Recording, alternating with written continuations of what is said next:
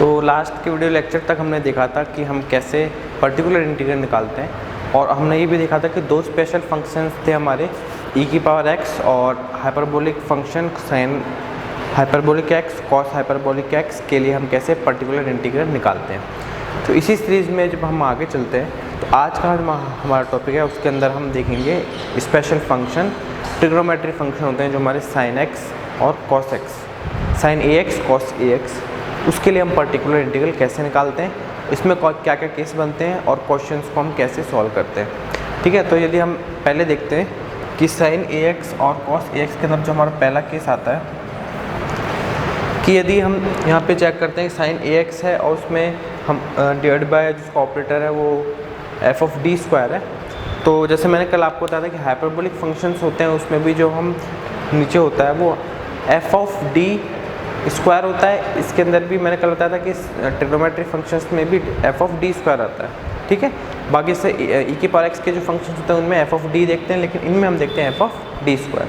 तो यदि sign ax के ऊपर f of d square 1/f d² यदि ऑपरेटर अप्लाई होता है तो उसका जो पर्टिकुलर इंटीग्रल निकल के आता है वो आता है 1/f of minus a square. यहाँ ध्यान देने की बात है, f of minus a square नीचे लिखा हुआ है और इनटू में है साइन ax, जहाँ पे f of minus a square की वैल्यू हमारे पास नॉन ज़ीरो होनी चाहिए, तभी हमारे दोनों केस अप्लाई हो सकते हैं। सेम ऐसे cos ax के अंदर भी है और उसके ऊपर ऑपरेटर अप्लाई हो रहा है 1/f d²।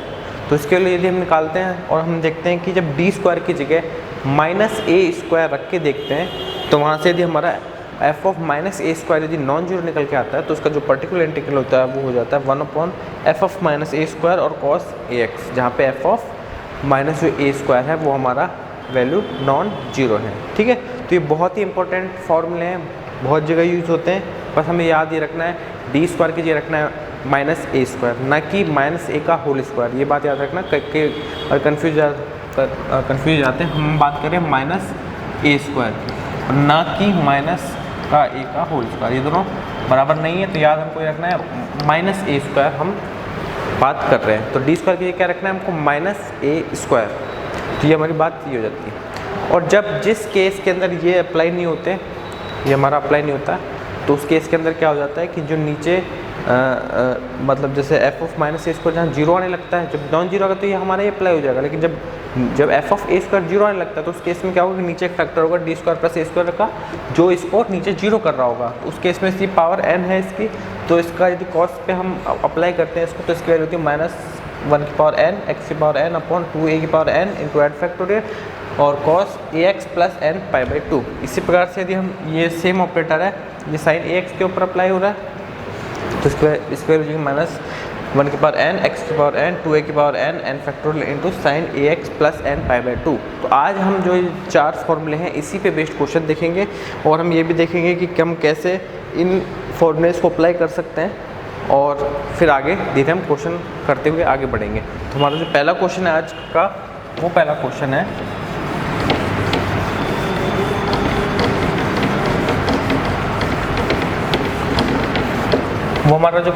है उसके अंदर आज मैं आपको पर्टिकुलर इंटीग्रल और कॉम्प्लीमेंट्री फंक्शन दोनों निकालना बताऊंगा, जिससे कि आपको कन्फ्यूजन नहीं रहे कि हम कैसे सॉल्व करेंगे इसको।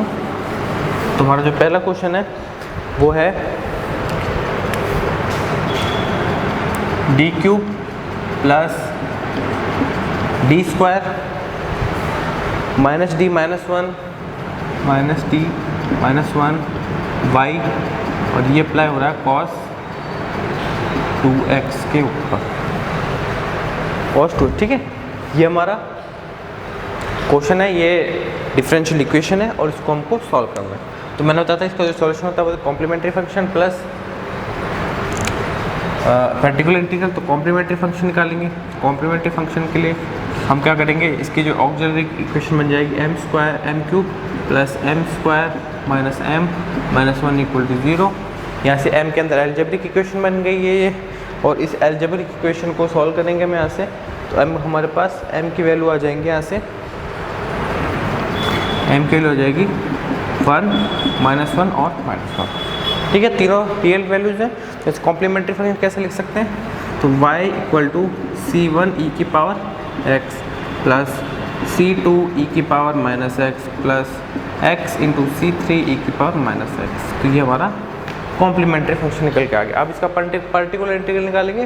तो पर्टिकुलर इंटीग्रल के लिए हम क्या करेंगे,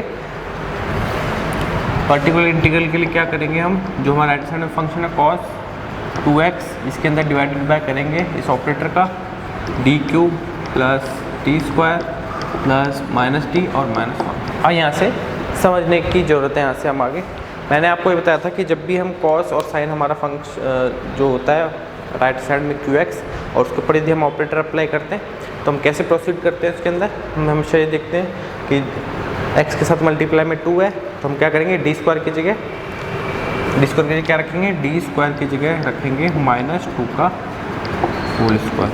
ठीक है, ये रख के देखेंगे कि क्या हमारी इक्वेशन नीचे से 0 होती है, कौन सा फैक्टर 0 करते हैं, कौन सा फैक्टर 0 नहीं करते। तो यहाँ से जब इसमें रखेंगे तो जहाँ जहाँ हमको डी स्क्वायर दिखेगा उसकी जगह -2 का होल स्क्वायर करेंगे, इसकी वजह हो जाएगी -4। तो जैसे हम रखेंगे तो ये जगह cos 2x और नीचे जो डी क्यूब है, इस डी क्यूब को लिख सकते हैं हम d into D square plus D square minus T minus 1।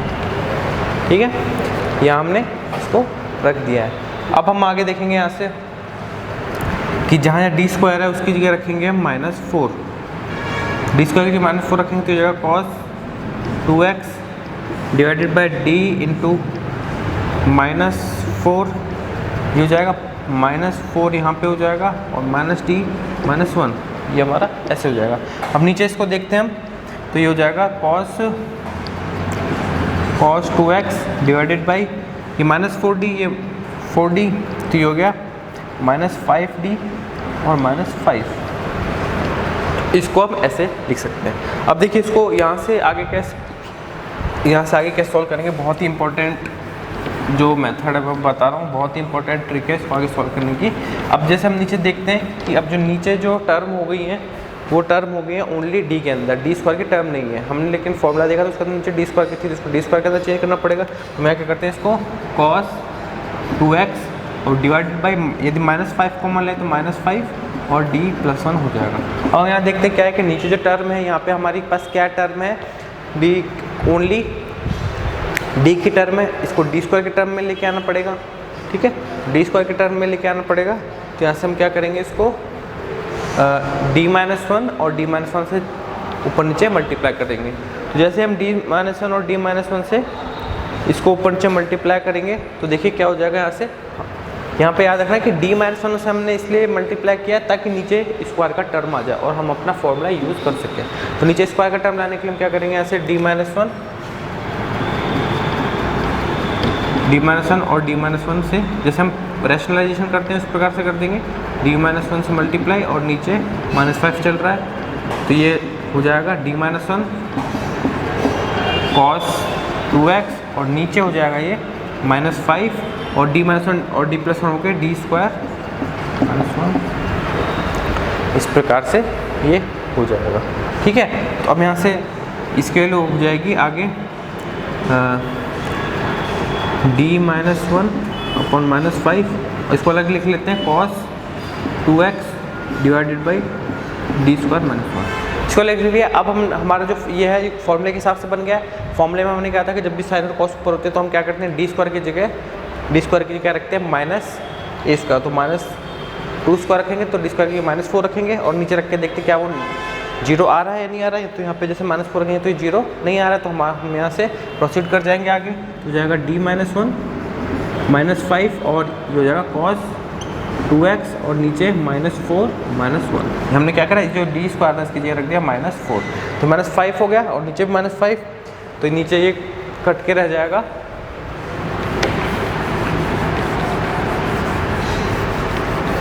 तो कट के रह जाएगा यहाँ पे,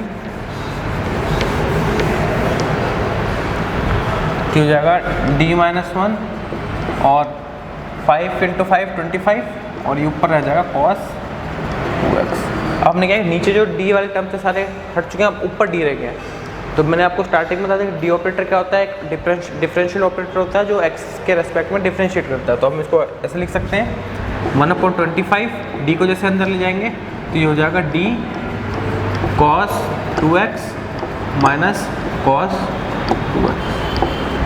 ठीक है, अंदर ही चला गया ऑपरेटर, अब ये होगा 1/25 और d cos 2x का मतलब है कि इसको डिफ्रेंशिएट करना है, तो माइनस 2 sin 2x और माइनस cos 2x। तो ये हमारा जो निकल के आ गया, ये हमारा कॉम्प्लीमेंट्री फंक्शन निकल के आ चुका है। और हमारा फाइनल आंसर हो जाएगा कॉम्प्लीमेंट्री फंक्शन प्लस सॉरी ये हमारा पर्टिकुलर इंटीग्रल निकल के क्या आ गया, और कॉम्प्लीमेंट्री फंक्शन था वो हमारा था c1 e की power x plus c2 e की power minus x plus x c3 e की पावर माइनस x। हमारा जो फाइनल आंसर हो गया वो ये प्लस ये करके हमारा फाइनल आंसर निकल जाएगा। तो हमने इसमें क्या किया कि जो हमारे जो फॉर्मूले थे उसको यूज़ करते हुए आगे हम बढ़े। ठीक है, इसमें एक एग्जांपल और देखते हैं हम आगे,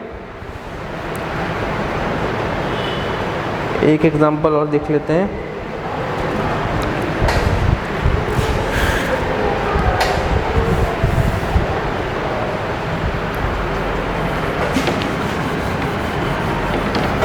इसमें जो अब दूसरा एग्जांपल हम देखेंगे वो हमारा जो दूसरा जो फॉर्मूला था कि जिसके अंदर हमारा जो नीचे वाली टर्म्स थी वो जीरो हो रही थी, जैसे हम डी स्क्वायर की जगह माइनस ए स्क्वायर रख रहे हैं और नीचे की टर्म्स जीरो हो रही हैं, तो उसी पे बेस्ड हम आगे का